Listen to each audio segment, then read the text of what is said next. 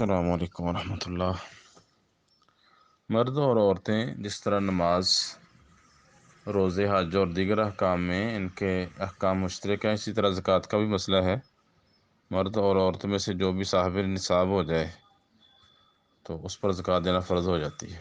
اگر عورت مالدار ہے اور اس کی مالیت سونے کے اعتبار سے 7.5 تولے سونا یا اس کے برابر پیسے ہو جائیں تو وہ زکوٰۃ ادا کرے گی۔ اللہ کے رسول نے تو بالخصوص عورتوں کو صدقہ کرنے کا حکم دیا اور فرمایا کہ میں نے، بخاری مسلم کی روایت ہے، میں نے جہنم میں اکثریت عورتوں کی دیکھی ہے، اس لیے صدقہ کیا کرو۔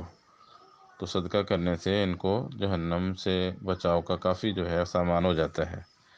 رسول اللہ صلی اللہ علیہ وسلم کے دور میں عورتیں اپنے مال کی زکوٰۃ خود ہی دیا کرتی تھیں۔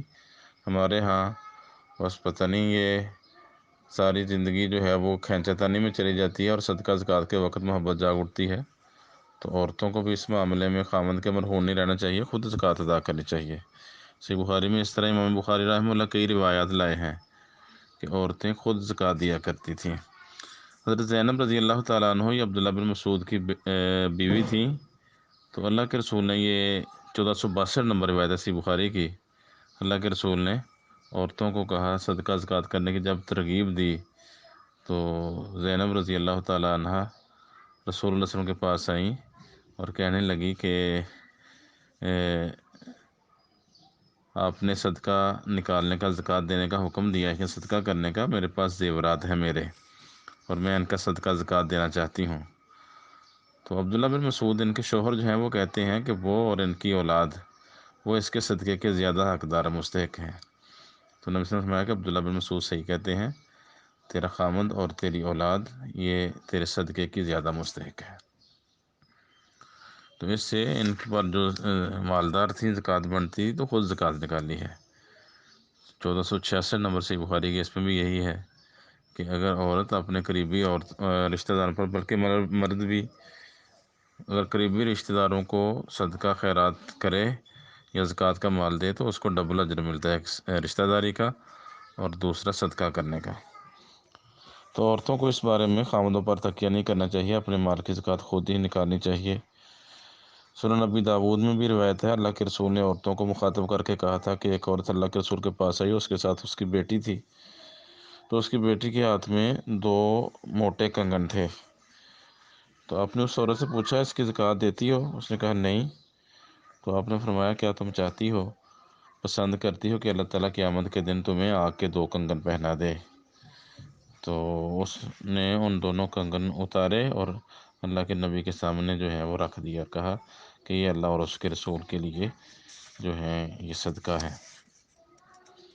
تو اس سے بھی اللہ کے رسول نے جو وعید بیان فرمائی، وہ جو عورت پہنتی ہے اسی کے لیے تھی کہ اگر وہ زکوٰۃ نہیں نکالے گی تو اس کو وہ اس کی سزا ملے گی۔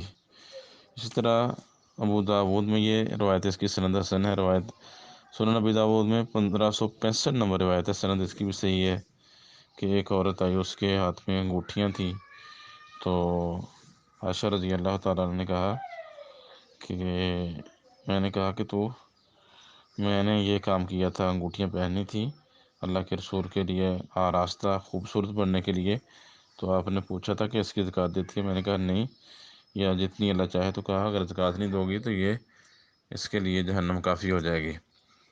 تو یہ احادیث دلیل ہیں کہ عورتوں کو زکوٰۃ خود نکالنی چاہیے اور اس میں شوق بھی رکھنا چاہیے۔ اللہ کے رسول کا عورتوں کو خصوصی خطاب بھی ہے۔ بالفرض اگر کوئی عورت زکوٰۃ نہیں دیتی تو اب خاوند کو اسے زکوٰۃ پہ آمادہ کرنا چاہیے، اس کی ترغیب دینی چاہیے، مسائل سمجھانے چاہیے۔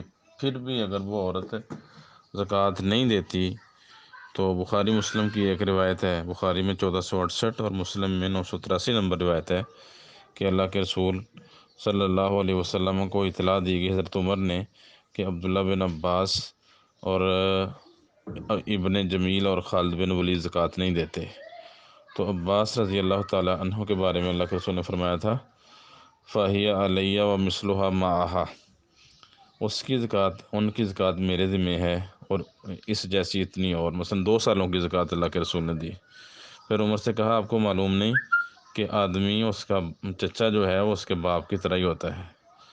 تو اس لیے سے یہ مسئلہ سمجھ آتا ہے کہ اگر کوئی قریبی شخص باپ، بھائی، بیٹا، بیوی یا بیوی کا شوہر زکوٰۃ نہیں دے رہا، تو یہ قریبی رشتہ دار اس کے عوض میں اس کی جگہ پہ زکوٰۃ دے سکتے ہیں۔ السلام علیکم۔